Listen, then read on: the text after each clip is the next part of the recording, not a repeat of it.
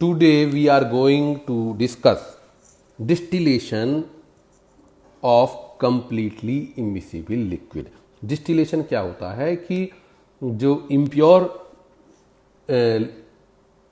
Liquid solution है उसको vapours में चेंज करके तो करते हैं, तो वेपर्स में तो प्योर कंपोनेंट पहुंचता है और नीचे जो है गंदगी रह जाती है बैठी हुई, और फिर उसको कंडेंस करके, ठंडा करके कंडेंस करके उसे लिक्विड में कन्वर्ट कर लिया जाता है। तो कंप्लीटली इमिसिबल मतलब पूरी तरीके से इमिसिबल, आपस में मिसिबल ना हो, घुलनशील ना हो, तो उसे कम इमिसिबल लिक्विड कहते हैं। फॉर एग्जाम्पल, ये एक बीकर है जिसमें कार्बन टेट्राक्लोराइड है जो कि भारी होता है पानी से, तो इसका ये आपस में इमिसिबल है और भारी होने की वजह से कार्बन टेट्राक्लोराइड नीचे रह जाता है और H2O हल्का होने की वजह से ऊपर रह जाता है। तो ये दोनों जो है क्या नाम है, ये आपस में घुलनशील नहीं होते हैं। तो इस केस में हर एक कंपोनेंट अपना वेपर प्रेशर एग्जर्ट करता है। तो इसका जो सॉल्यूशन का जो मिक्सचर का जो वेपर प्रेशर है P, वो प्योर कंपोनेंट A और प्योर कंपोनेंट B के सम के इक्वल होता है कांस्टेंट टेम्परेचर पर। तो H2O का vapour pressure plus carbon tetrachloride का वेपर प्रेशर, इन दोनों के मिक्सचर के वेपर प्रेशर के बराबर होता है कांस्टेंट टेम्परेचर पर। ठीक, दोनों का वेपर प्रेशर आपस में इंडिपेंडेंट होता है। तो जो ये जो टोटल वेपर प्रेशर है PA0 प्लस PB0 यानी कि कार्बन टेट्राक्लोराइड का प्लस पानी का सम जो है, ये मिक्सचर का वेपर प्रेशर, जैसे जैसे हम टेम्परेचर बढ़ाएंगे तो ये भी बढ़ेगा। तो हाँ, एक बात और है कि ये जो सम है PA0 और PB0, ये PA0 इंडिपेंडेंटली उससे भी ज़्यादा है, PB0 इंडिपेंडेंटली उससे भी ये ज़्यादा है टोटल। तब मिक्सचर का जो वेपर प्रेशर है वो प्योर कंपोनेंट के वेपर प्रेशर से ज़्यादा होता है। और जब इसको धीरे धीरे बढ़ाते हैं, टेम्परेचर बढ़ाते हैं, तो ये बढ़ता है, एक समय आकर के एटमॉस्फेरिक प्रेशर के बराबर हो जाता है। तो जिस टेम्परेचर पर ये एटमॉस्फेरिक प्रेशर के बराबर हो जाता है तो उसके बॉइलिंग पॉइंट कहते हैं। तो जो बॉइलिंग पॉइंट क्या होता है कि जब कोई लिक्विड उबलना चालू हो जाता है, यानी कि उसका वेपर प्रेशर एटमॉस्फेरिक प्रेशर के बराबर हो जाता है। तो ये प्योर कंपोनेंट के मुकाबले ये मिक्सचर बहुत कम टेम्परेचर पर ही एटमॉस्फेरिक प्रेशर के बराबर हो जाता है, यानी कि मिक्सचर का जो बॉइलिंग पॉइंट है वो प्योर कंपोनेंट जो एक, चाहे वो क्या नाम है H2 हो, चाहे वो कार्बन टेट्राक्लोराइड हो, उससे कम होता है। तो बॉइलिंग पॉइंट मिक्सचर का प्योर कंपोनेंट से हमेशा कम होता है, चाहे कोई सा भी बॉइलिंग जो है हमारा कंपोनेंट हो। तो ये जो मिक्सचर है वो प्योर कंस्टिट्यूएंट से पहले ही उबलना चालू हो जाता है।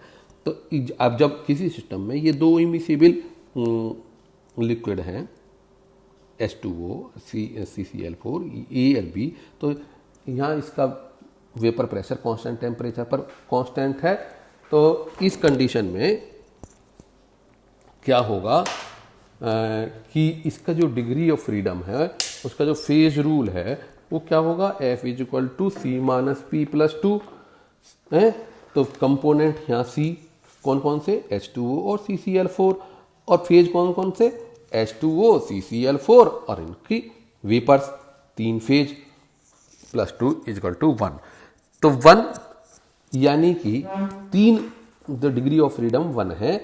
प्रेशर, टेम्परेचर और कंपोजिशन में से केवल किसी एक को फिक्स कर देंगे तो 2 ऑटोमेटिकली फिक्स हो जाएगा। तो हम कहेंगे कि गिवन टेम्परेचर पर वेपर प्रेशर कांस्टेंट होता है सॉल्यूशन का या लिक्विड का, और उसका कंपोजिशन भी जो अगर है वो भी कांस्टेंट होगा। तो कितने कंपोजिशन पर जो है वेपर प्रेशर क्या होगा, और वेपर प्रेशर पर उसका टेम्परेचर पर, कांस्टेंट टेम्परेचर पर वेपर प्रेशर क्या होगा। तो केवल टेम्परेचर फिक्स करके कंपोजिशन और वेपर प्रेशर दोनों फिक्स हो जाते हैं। यानी कि अगर प्रेशर कांस्टेंट है तो उसका कंपोजिशन चेंज नहीं होगा और टेम्परेचर कांस्टेंट हो जाएगा। कांस्टेंट टेम्परेचर पर कांस्टेंट वेपर प्रेशर होता है और कांस्टेंट टेम्परेचर पर कंपोजिशन कांस्टेंट होता है। तो अगर हम प्रेशर कांस्टेंट रख दें तो कंपोजिशन चेंज नहीं होगा और टेम्परेचर जो है चेंज नहीं होगा। तो यानी कि अगर हम कांस्टेंट प्रेशर यानी कि एटमॉस्फेरिक प्रेशर क्या होता है, बॉयल होना चालू हो जाता है। तो एटमॉस्फेयर प्रेशर पर उसका बॉइलिंग पॉइंट होगा और उस बॉइल पॉइंट पर जो हम डिस्टिल करेंगे तो वो कंपोजिशन जो है वेपर फेज में वो भी जो है कांस्टेंट होगा, है ना। तो कांस्टेंट टेम्परेचर पर कंपोजिशन कांस्टेंट है, यानी कि कांस्टेंट एटमॉस्फेयर प्रेशर पर उसका बॉइलिंग पॉइंट है, उसका तो कंपोजिशन है वेपर्स का वो भी कांस्टेंट है।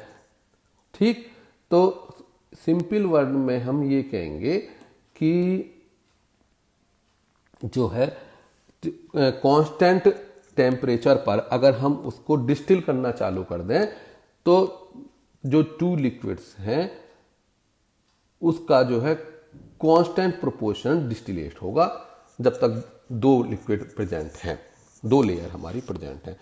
दो लेयर को हम इवापोरेट करके जब हम क्या नाम है कंडेंस कर रहे हैं, डिस्टिलेट कर रहे हैं, तो उनका जो प्रोपोर्शन है वो भी कांस्टेंट होगा, क्योंकि कांस्टेंट टेम्परेचर पर वेपर प्रेशर कांस्टेंट है, तो कंपोजिशन जो है कांस्टेंट है, यानी कि प्रोपोर्शन भी जो है कांस्टेंट है, यानी कि जो डिस्टिलेट है उसमें भी जो है वो प्रोपोर्शन कांस्टेंट है।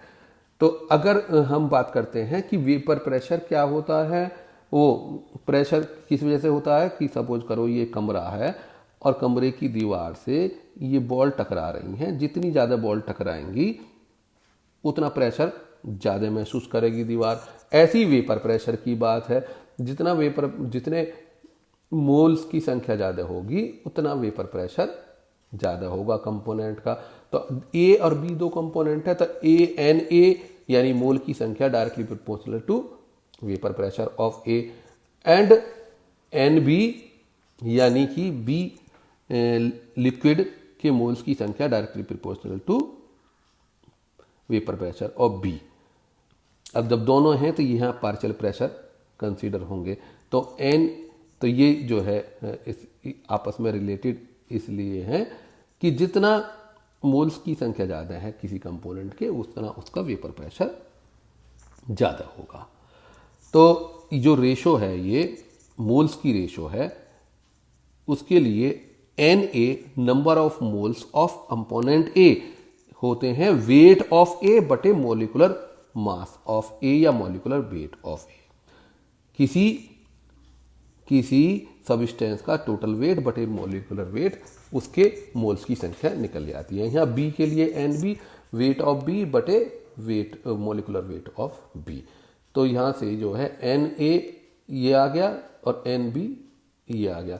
तो एन ए ये हो गया स्मॉल डब्ल्यू अपॉन स्मॉल ए बटे कैपिटल एम, यानी कि वो मोलिकुलर वेट है यहाँ, ये अपॉन एन ए हो गया, ये एन बी का क्या हो गया small B upon capital M B. तो यहाँ से क्या कर दिया, ये W A upon W B हो गया, ये एम बी ऊपर पहुँच गया, एम ए नीचे आ जाएगा, एम बी ऊपर आ गया, एम ए नीचे आ गया। इसके बाद इसको एम ए को यहाँ साथ ले गए, इसके साथ मल्टीप्लाई कर दिया, एम बी को यहाँ मल्टीप्लाई कर दिया। तो इस जो है हमारा फॉर्मूला आ गया ये। तो ये वेट है डायरेक्टली प्रोपोर्शनल टू जो डिस्टिलेट हमारी हुई वेपर फेज में, जब कांस्टेंट कंपोजिशन हुआ जो है कांस्टेंट वो टेम्परेचर यानी बॉइलिंग पॉइंट पर, तो उसमें जो कांस्टेंट है ये कंपोजिशन, तो वहाँ उसमें जो ए का वेट है directly proportional to molecular weight of A और वेपर प्रेशर ऑफ ए, और उसका बी का जो बी का जो वेट है वो directly proportional to molecular weight of B और वेपर प्रेशर ऑफ बी। तो बात ये होगी कि जितना वेट ज़्यादा होगा, जितना वेट ज़्यादा होगा, जितना मॉलिक्यूलर वेट ज़्यादा होगा और जितना वेपर प्रेशर ज़्यादा होगा, उतना डिस्टिलेट में वेट ज़्यादा होगा उस कंपोनेंट का। तो बात ये होती है कि जैसे कि ऑर्गेनिक कंपाउंड हैं, उनमें मॉलिक्यूलर वेट ज़्यादा होता है ऑर्गेनिक कंपाउंड का, और उसका वेपर प्रेशर भी ज़्यादा होता है। पानी का मॉलिक्यूलर वेट कम होता है, पानी का वेपर प्रेशर भी कम होता है। ये वॉलेटाइल ज़्यादा होते हैं ऑर्गेनिक कंपाउंड। तो ऑर्गेनिक कंपाउंड के साथ अगर पानी मिक्स कर दिया जाता है तो जब डिस्टिलेट करते हैं तो ऑर्गेनिक कंपाउंड जो है कम मात्रा में प्रेजेंट, वो ऑर्गेनिक कंपाउंड ज़्यादा होगा और पानी कम होगा। तो ये इस प्रकार ये स्टीम डिस्टिलेशन कहलाता है ऑर्गेनिक कंपाउंड में प्योरीफाई करने के लिए। कि ऑर्गेनिक कंपाउंड में अगर मान लो कोई इम्प्योरिटी प्रेजेंट है तो पानी में डिजॉल्व कर ली जाती हैं, तो वो जब उसको डिस्टिलेट किया जाता है तो इम्प्योरिटीज नीचे रह जाती हैं और वो जो है कांस्टेंट प्रोपोर्शन में ये हमारी डिस्टिलेट जो है वो प्राप्त होती है, जो कि आपस में इमिसिबल है। और इमिसिबल में क्या होगा कि ऑर्गेनिक कंपाउंड को ऊपर से नीचे से फिर जैसे ये है ना, तो ये मान लो ये सेपरेटरी फनल है, तो इसमें ये कार्बन टेट्राक्लोराइड होगी और ऊपर पानी होगा। तो जब ये डिस्टिलेट आएगी तो कार्बन टेट्राक्लोराइड को अलग कर लेंगे, पानी को अलग कर लेंगे। ठीक है, तो ये है कि ये प्योरीफाई करने के लिए स्टीम डिस्टिलेशन किया जाता है। तो जो गंदगी थी वो पानी में जो प्रेजेंट घुल गई थी, तो वो उसमें जो कॉनिकल फ्लास्क है तो वो कॉनिकली राउंड बोतल फ्लास्क उसमें रह जाती हैं। जैसा कि एनिलीन है, एनिलीन का जो बॉइलिंग पॉइंट है 180 डिग्री है, और इसको जब डिस्टिल किया जाता है तो ये बहुत कम टेम्परेचर पर पानी के साथ स्टीम इसमें पास की जाती है। तो पानी का जो बॉइलिंग पॉइंट है तो वो 180 है, वो पानी का जो बॉइलिंग पॉइंट है 100 है, और इसका जो है एनिलीन का 180 है। तो इसका जो मिक्सचर है ये 98.5 पर वो उबलना चालू हो जाता है और 98.5 पर इसको डिस्टिलेट कर लिया जाता है।